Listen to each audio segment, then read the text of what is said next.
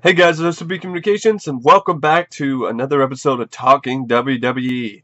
I know today's the big day of the Super Bowl, and here I am talking about wrestling, but I just really wasn't in the mood to watch the Super Bowl since my team isn't really playing, so I really don't have a reason.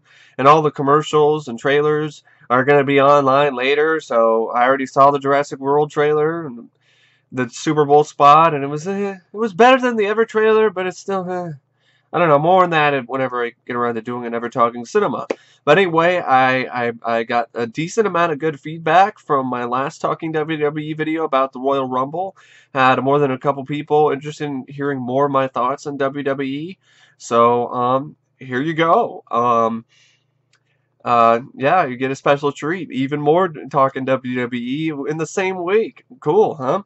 Anyway, this episode's going to be about this Thursday's SmackDown, which of course is not next Thursday, it's this Thursday. There was no Raw. There was a Raw, but it wasn't technically a real show. They showed replays of the Royal Rumble match, the Triple Threat Championship match between Brock Lesnar, John Cena, and Seth Rollins, which is a great match and the best match and the only good match out of the entire pay-per-view. But and then they showed the Rumble and cut out a few botched entrances and so forth. And then it showed some interviews and promos. Good promo with Roman Reigns and Brock Lesnar along with Paul Heyman. It was actually a pretty good promo for once for Roman. And then, so that was it for Raw. So I couldn't really do a whole video about Raw because it really wasn't enough to really talk about. There's a few other promos with a few other wrestlers as well. But anyway, SmackDown was actually live in Hartford, Connecticut. Before there was like a huge snowstorm that hit. And actually it was still snowing, I guess, pretty hard over there when they did the show. And it opens up with Triple H coming in and talking to the crowd and saying, welcome to Monday Night Raw! Oh, wait, we didn't have, they said it couldn't be done. We couldn't have a Raw. We did it. They said we couldn't get 1 million subscribers on the WWE Network, but we did it. It was like, really? Are we really still shoving this WWE Network advertising down our throats? Come on, man. Then he pokes fun at the NFL and talks about, we don't have problems with our balls. That kind of thing. It was just like, okay, all right, whatever. Those sort of corny jokes.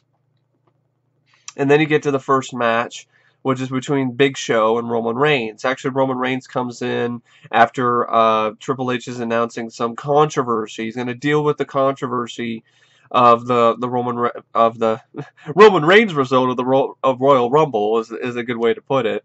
Is going to deal with the controversy on Raw. And once and for all, make a huge earth-shattering announcement that will affect the whole WWE universe. And he also makes an announcement that he's going to face Sting at Fastlane, which I'm curious about. And Fastlane is their new pay-per-view. And of course, Vince McMahon also shows up later in the show and announces that for new subscribers, you can get the WWE Network free for the month of February, which just screams desperate. Anyway, Roman Reigns doesn't like the whole announcing that, Triple H talking about how controversial the result was. And so he comes in and he's like, there was no controversy. I won that match.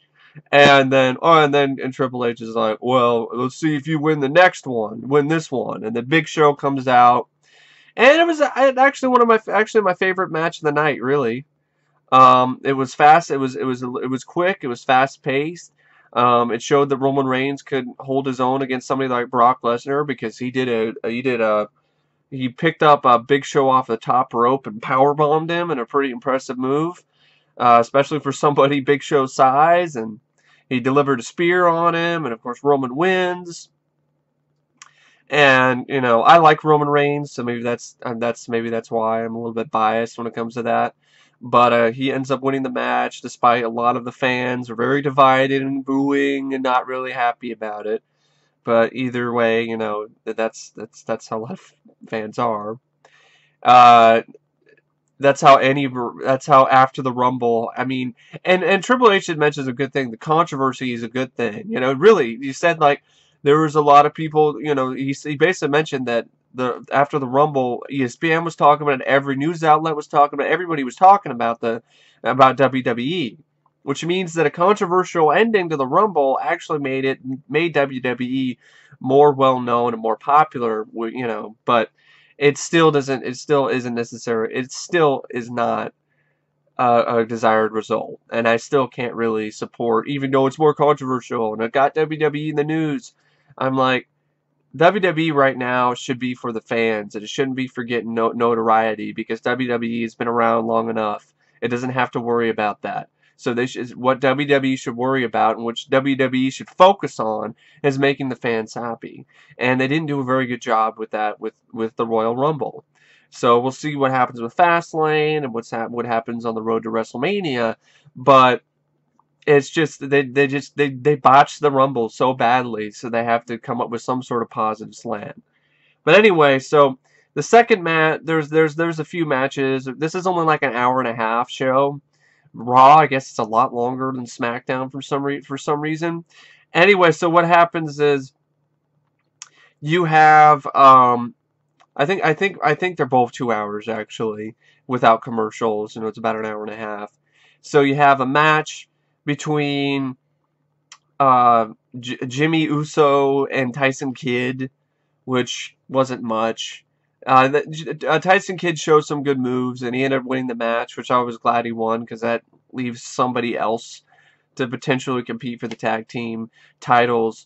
But then I also found out that for the first time that he and Cesaro are tag team partners, which makes me, I'm really interested to seeing them have a match. I guess there was a match before Royal Rumble where they won, but I'm thinking that these two, Cesaro and Tyson Kidd, should really be pushed for a title opportunity against the Usos. Not the Ascension, because the Ascension suck and they still haven't shown me anything. Yeah, they had a match against Goldust and Stardust on SmackDown, and this most recent SmackDown, and it was not a great match. And the Fall Man move that they did at least looked better than it did at the Rumble, because it actually looked like a choreographed move. At the Rumble, it didn't look very good. Maybe it was the angle that it was shot at or something, but it looked really shitty to me. It just looked like they tripped the guy, and then it was really kind of a lame move. But they still didn't show a lot of in-ring anything that made them stand out other than their ridiculous garish costumes. So, and their really terrible mic skills that are straight from the 80s. It's like they walked out of a time machine from 1987 or something into the ring on SmackDown. For them saying we're better than the Road Warriors, it's like, you sure are trying to be the Road Warriors. But newsflash, Ascension, you're not the Road Warriors. So cut it out. So those two matches were not much, really. You had a little confrontation between Paige and the Bellas, and one of the Bella twins knocks her down. You have really lame magic trick, like it's a joke. Like there's this magic guy who's on SmackDown backstage doing magic tricks to promote this Wizard Wars show on Sci-Fi, and which I'm still amazed. Like, why? And SmackDown's been on Sci-Fi for a while anyway, I think.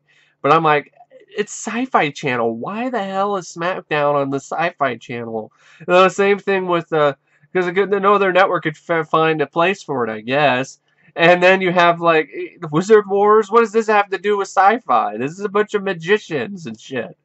But anyway, yeah, Sci-Fi Channel has gone downhill and been that way for a long time, even before it changed its name from SY. It changed its name to SYFY. So yeah, an FYI, Sci-Fi Channel sucks. But anyway, I will check it out just because I'm getting back into wrestling, so I'm gonna check out the pay-per-views and get pay-per-views and the weekly shows, at least the main ones. I don't have the network, so I'm not going to watch NXT, and I'm not really into. I've seen some matches on YouTube, but I guess it's not really my thing, or the main event or anything. You know, it's not really. So I'm just going to stick with reviews for the main shows, SmackDown and Raw. But anyway, so going back to the magician things, so the magic guys doing magic tricks, and the Miz and Mizdow show up, and the Miz gets embarrassed, and then, and then that's it. It's a lame joke. It's a lame magic tricks, and it's just really lame. And speaking of lame, John Cena and his Fruity Pebbles come out he comes out into the ring and starts, after Rusev came in, and starts calling out Rusev and tries to make fun of him, and it just doesn't work. And John Cena, I used to like John Cena, but he just has not changed as a character. And I know a lot of other wrestlers have done the same thing, but he just hasn't evolved with the times either. He's saying these jokes, he's doing this rapping stuff, and this shit just doesn't work anymore, and it's kind of sad to watch. It's pathetic. It really is. It's pathetic. So you have that pathetic exchange between Cena and Rusev, which is Cena's trying to talk him down and blah blah blah blah blah, and trying to make fun of him, but really the only person that's really making a fool out of themselves is Cena. And then you have, I was trying to think if there's the Goldust Stardust versus the Ascension match, which wasn't much. The Jimmy Uso versus Tyson Kidd, which wasn't really much of a match either. And then I'm thinking that it was, I'm trying to think that it was, I'm just double checking to make sure that I got all the matches. Yeah, I did mention all the matches except for the last one, which I'm going to talk about now. The casket match between Kane and Daniel Bryan. Now, this one I was curious about because it's a casket match, and there's rarely ever very many casket matches. But then when I watched it, then I remembered why I don't really like casket matches, because it's just, it's not that exciting. There's no, it's not one of those things where there's no disqualifications or anything. You just have to knock somebody into a casket and close the lid. It's not much, and there's a reason why there hasn't been very many of them. And this match just dragged for me personally. It just dragged on and on and on, and I was like, because it's doing the back and forth thing. Kane's in the casket. No, he's not. No, now Daniel Bryan's going in the casket. No, he's not. Kane's trying to shut the lid, but Daniel Bryan gets out. Kane gets in, but Daniel Bryan's trying to shut the lid on Kane, but Kane gets out. And I'm like, can we just end this match? I know who's going to win. Daniel Bryan is going to win, because he's so over right now that he's going to win. There's no doubt about it. And after watching this match, I can see why people like him. But the main reason why is because he's pandering to the fans. He's going in and he's getting the fans involved and going, yes, yes, yes, yes. He gives them the fans something to do, which is cool, which is great. That's good for him. But he's, in my opinion, a little bit of an overrated wrestler. I mean, all of his matches have the same result. I mean, he kicks a guy a couple times, or he gets on the top rope and punches him a few times, while the crowd jizzes in their pants over Daniel Bryan, going, yes, yes, yes, yes, yes, yes, yes, Daniel Bryan. Really, it's like the WWE universe, or at least some of the people in the crowd are just have a love affair with Daniel Bryan, which is cool, which is great, good for them. If you love Daniel Bryan, I have no problem with that. But I found myself rooting for Kane in this match after a certain amount of time. And Kane's the bad guy. And the reason why is because I like Kane more than I like Daniel Bryan. I've always liked Kane. Especially when he was a big red monster. I wish he would go back to that instead of being this stupid corporate Kane, which is lame. But Daniel Bryan, I like his no-quit attitude. I like his, I like how he's, got this grit and this determination, and he loves to fight, and he puts everything, into the ring. But at the same time, there's things about him I don't like. I don't like the whole goat gimmick. It's stupid. I don't understand it. Why does he have his boots have like this gray fur on them, which is supposed to mean that he's a goat, but it looks so shitty. It looks like somebody cut up a Snuggie and just super glued it onto his boots. It looks terrible. It looks really awful. Take those damn Snuggies off your fucking boots and just deal with it like normal. They gave him a shitty gimmick. The goat? Come on, that's a shitty gimmick. That's about as shitty. Well, that's about as shitty of a gimmick as a fucking Easter bunny who wrestles. Fucking bunny that wrestles, a party bunny. But anyway, I mean, Daniel Bryan, though, I like him. Don't get me wrong, I like Daniel Bryan. But watching this match proved to me personally that he would not, him versus Brock Lesnar would not be a good match. And the reason why, some wrestlers just don't match up well with other wrestlers. And Daniel Bryan does not match up well with Brock Lesnar at all. And they're like, well, it's the whole David versus Goliath thing. Yeah, that's interesting for the most part, but it's just their styles just don't mix. Anything that Daniel Bryan could throw at Brock Lesnar can take and then some. That's the thing. Daniel Bryan could do a bunch of kicks and Brock Lesnar would shake him off. He could do a running knee and Brock Lesnar would be like, really? Is that all you got? See, that's the thing. Daniel Bryan jump off the top rope and Brock Lesnar would pick him up on his shoulder with one arm and then F5 him into oblivion. He's just not the guy, the right guy for a championship match versus Brock Lesnar. For other wrestlers, it works out fine. Triple H is a different type of animal. The Beast is a total different animal. And Daniel Bryan, I honestly think he probably said, no, I don't want to face him because I just got a neck surgery and he's going to be throwing my neck around and with suplexes over and over and over again. And yes, it's fake. Yes, it's scripted. And yes, it's choreographed. But he's still going to be landing on his neck a ton of times. And maybe he just doesn't want to take that risk. And I don't blame him for doing that because he just got back off of this injury. And, this is his career he's thinking about and his livelihood. And Brock Lesnar is just not a good matchup for Daniel Bryan. That's just how it is. But if it was a triple threat match, if he somehow got into the title match at WrestleMania and it was like Reigns and Bryan versus Lesnar, then I could be into that. But just one-on-one, if he teamed up with Reigns and they helped incapacitate Brock like Seth Rollins and John Cena did at Royal Rumble, then I could see a Reigns versus Bryan match. That would be interesting.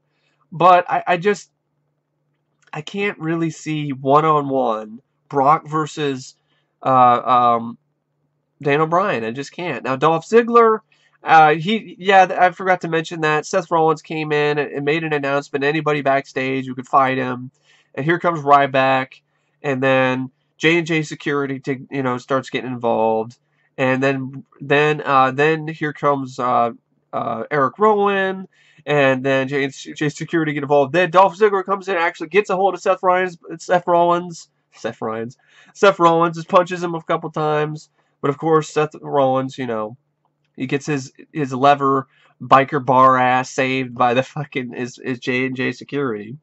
And that's it. Dolph only got a couple punches on him. Seth Rollins, I will say this. I earned a lot of respect for him after Royal Rumble, and I'm curious to see where his career goes from there. And he's a great heel. But I want to see how much further he can go. But that's the thing. He's a great heel. He's a guy you love to hate. He's definitely a wrestler you love to hate. And that's what a great heel does. So anyway, but it doesn't mean I have to like him because he's a heel. But at the same time, I appreciate him and that he's doing his job. So anyway, going back to the Daniel Bryan casket match, this just goes back and forth, back and forth. At first, like the first 10 minutes or so, it was fun, it was exciting. I was into it. But then after it just drug on for 5-10 more minutes, and it just felt like forever. I was just waiting for Daniel Bryan to slam the casket on Kane's face and, be done with it. And, and that's the reason why it was kind of a disappointing match to me. All this build up, and it was just a really predictable match. It had a predictable ending. It was just really not a lot of new intrigue. Not memorable. It was forgettable. It was a forgettable match. So all of this hype for a forgettable match. And I know the Reigns Big Show match wasn't the most memorable match either, but it was more entertaining to me personally. It didn't overstay its welcome.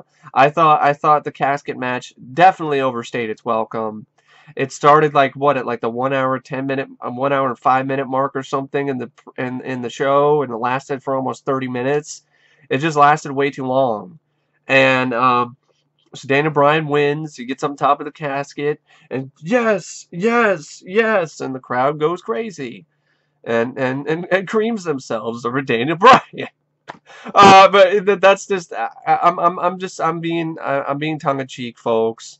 I'm not trying to insult anybody who likes Daniel Bryan. I'm just saying it does kind of feel like that. I mean, anytime he shows up, they're all like, yes, yes, yes, yes, yes, yes. Like the lady in when Harry Met Sally. Like Meg Ryan when she's faking the orgasm. It's kind of like that. But anyway, I really think Daniel Bryan needs to get a better gimmick. Get rid of the goat thing. It's stupid. It's embarrassing, really, for somebody who's this over to have such a shitty gimmick. And like I said, I'm not that upset about him not headlining WrestleMania versus Brock. It's not a match I can see. I can't see it happening. But like I said, the Rumble should have ended better. It should have had Bryan, Ziggler, and Dean Ambrose and Roman Reigns in the Final Four, or maybe even Final Five with Bray Wyatt as well, like my friend Matt suggested. I'd be fine with that too. It's just, Daniel Bryan got shafted in the Rumble. Excuse me.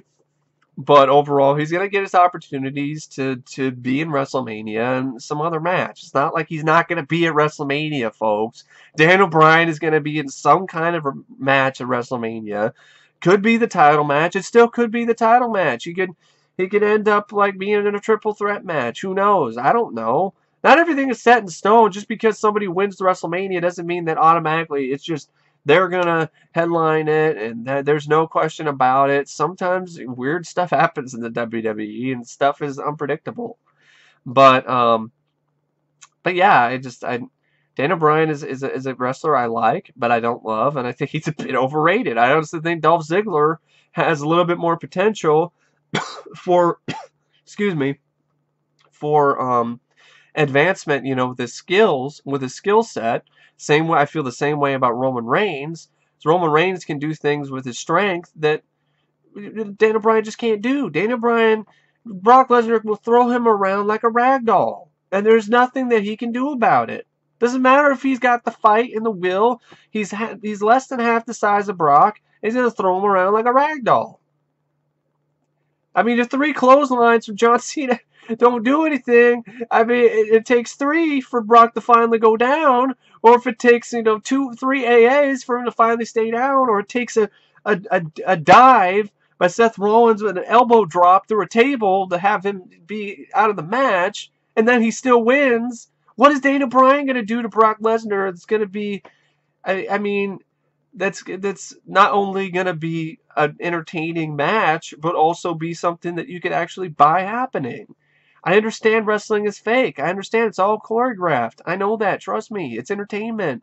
But I don't see a match between Daniel Bryan and Brock Lesnar being that entertaining. Because Daniel Bryan just doesn't match up well with Brock Lesnar. That's my personal opinion, and I truly feel that way. And it's nothing against Daniel Bryan. Some wrestler, it's like putting Rey Mysterio up against Brock Lesnar. Is that really a fair match? Is that really a fair fight? No, it isn't. So anyway, but that my thoughts on that side. I thought this SmackDown was okay. It was an above average SmackDown. It was a decent way for me to start watching SmackDown again. I mean, I had one match that I liked and a match that I only half liked with the casket match, where I just thought it overstayed its welcome. I mean, I'm glad I saw it, and there were some moments in it that were fun to watch, but I thought it just overstayed its welcome a bit, and it kind of hurt my enjoyment of the match. Made it kind of forgettable. But the other matches weren't much of anything to write home about at all. So we'll see what happens with Raw. Hopefully, I'm actually curious about this announcement that Triple H is going to make. this big announcement that's going to change WWE forever. But anyway, I really don't know what else to say about this week's SmackDown. Except it was okay. It was an all right SmackDown. It wasn't terrible. It wasn't groundbreaking. It wasn't like, oh my, it wasn't nearly as memorable as some of the Attitude Era SmackDowns. But for a PG era SmackDown, I've seen worse. So hey, the Muppets weren't hosting, or in this ridiculous kind of stuff. So, but usually that's delegated to Raw. But still, there wasn't any of that kind of stuff going on. So except for the shitty magic tricks, but other than that, it was okay. It was decent. It was entertaining. That's what it's trying to do. So it wasn't boring. So I'll give it that. At least some of the matches were kind of dull, but hey, that's how it is. You can't always get every match right, but it was better than the Rumble. But that's not saying much because I mean, that's like saying, well, it was better than a piece of shit.